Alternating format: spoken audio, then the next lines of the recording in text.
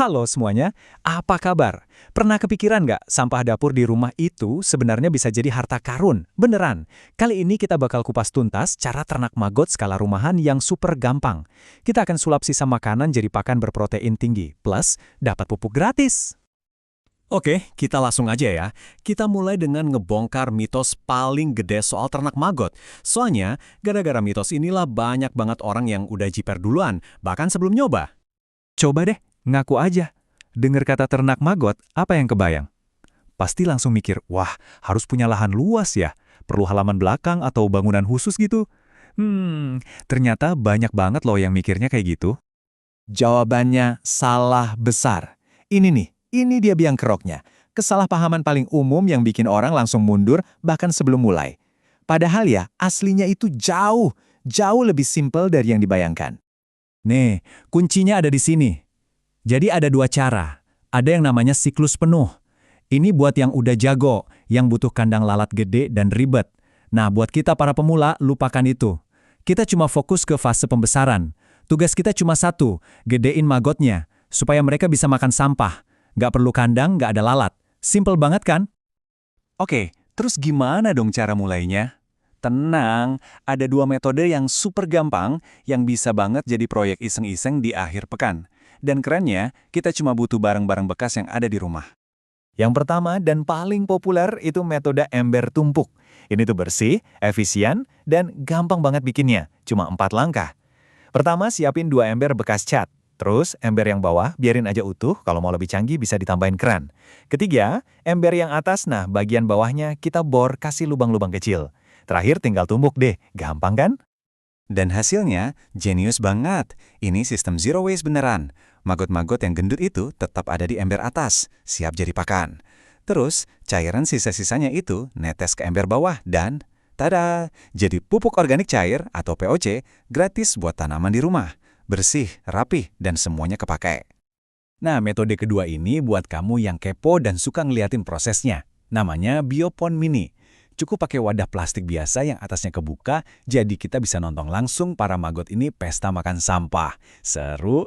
Tapi, ada satu trik penting nih biar mereka nggak pada kabur. Pinggiran bagian dalam wadahnya itu harus selalu kering. Oke, saya tahu apa yang ada di pikiran kalian sekarang. Ini nih pertanyaan sejuta umat, tapi emang nggak bau? Jujur aja pasti langsung kebayang bau sampah busuk yang nyengat kan? Bikin malas duluan. Nah, ini dia rahasianya kenapa kok nggak bau. Jadi, si maggot ini tuh kerjanya super cepat. Mereka makan sampah jauh lebih cepat daripada bakteri jahat yang bikin bau itu berkembang.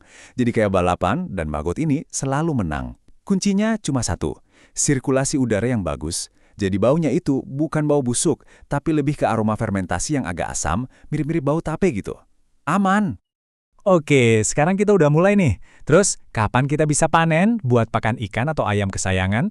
Nah, ternyata perjalanannya cepet banget, cuma sekitar 2 mingguan. Yuk kita intip jadwal pertumbuhannya. Cuma butuh 2-3 minggu loh, dari telur menetas sampai siap panen. Cepet banget kan? Nah, proses seru ini bisa kita bagi jadi 4 fase. Ada fase bubur bayi, terus masuk ke fase rakus-rakusnya, lanjut ke panen raya, dan terakhir kalau kelewatan, ada fase telat panen. Jadi gini, di fase bubur bayi, mereka itu masih imut-imut banget. Jadi makannya yang lembut-lembut dulu, kayak bubur atau nasi sisa. Tapi begitu masuk fase rakus-rakusnya, siap-siap aja. Mereka bakal makan apa aja yang kita kasih. Dan yang paling seru, kalau kita deketin telinga, beneran bisa kedengeran suara krek-krek-krek gitu. Asli, puas banget dengernya. Nah, fase panen raya ini adalah golden window-nya, waktu paling pas buat panen. Kenapa? Karena di fase inilah mereka lagi gendut-gendutnya, kulitnya masih empuk, dan yang paling penting, kandungan proteinnya itu lagi di puncak-puncaknya, bisa sampai 45%. Ini sih surga banget buat ikan lele. Terus, gimana kalau telat panen?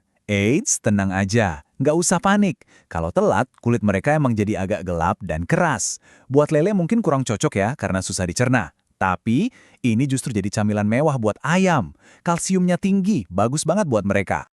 Oke, anggaplah kita kelewatan nih masa panennya, dan maggotnya udah mulai pada menghitam. Sekali lagi ini bukan berarti gagal ya. Anggap aja ini persimpangan jalan, di mana kita punya 3 pilihan yang simpel banget.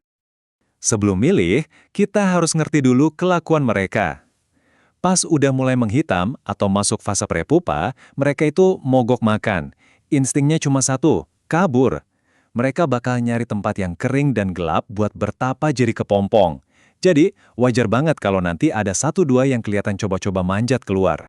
Opsi pertama, ini yang paling gampang dan paling saya rekomendasikan buat pemula. Udah, hentikan aja siklusnya. Panen semua, yang hitam-hitam juga angkut, kasih semua ke ayam, terus kita mulai lagi dari awal dengan bibit baru. Simpel nggak pusing, nggak ada lalat. Pilihan kedua, ini lebih filosofis dikit, sedekah alam. Kita biarin aja beberapa ekor yang hitam itu jadi kepompong, terus nanti pas sudah jadi lalat dewasa, kita lepasin di kebun. Tenang, lalatnya ini bukan lalat jorok kok. Siapa tahu, mereka baik hati dan balik lagi buat bertelur di dekat ember kita. Lumayan kan, dapat bibit gratis? Nah, opsi ketiga ini buat jiwa-jiwa peneliti. Kita bisa bikin eksperimen mini. Ambil beberapa ekor yang udah hitam, masukin ke botol bekas yang udah dikasih lubang udara. Nanti kita bisa amati langsung proses metamorfosisnya yang keren banget itu sampai jadi lalat dewasa. Seru kan? Kayak pelajaran biologi langsung di rumah? Gimana? Udah mulai gatel pengen nyoba kan? Tuh kan, ternyata gampang banget. Oke, biar gak cuma jadi wacana, sekarang kita bedah langkah-langkah paling pertama yang bisa langsung kamu lakuin, bahkan malam ini juga. Ini dia rencana aksinya. Pertama, cari satu aja ember bekas. Kedua, buka marketplace online, cari telur BSF. Beli 1 atau 2 gram aja, harganya lebih murah dari secangkir kopi kok. Ketiga, siapin media starternya. Campurin dedak, air, terus kasih sedikit Yakult sama nasi sisa. Keempat, telurnya jangan dicemplungin ya, tapi taruh di atas lembar tisu di atas media tadi. Terakhir, tinggal tunggu 3-4 hari. Begitu mereka netes, baru deh kita mulai kasih sisa makanan dari dapur. Beres. Jadi, inti dari semua ini apa? Yang paling penting untuk diingat adalah kita nggak butuh lahan berhektar-hektar. Cukup satu pojokan di teras ukuran 1 kali 1 meter aja, itu udah bisa kita sulap jadi pabrik protein pribadi. Kita bisa ngurangin sampah sekaligus bikin pakan super dan pupuk gratis.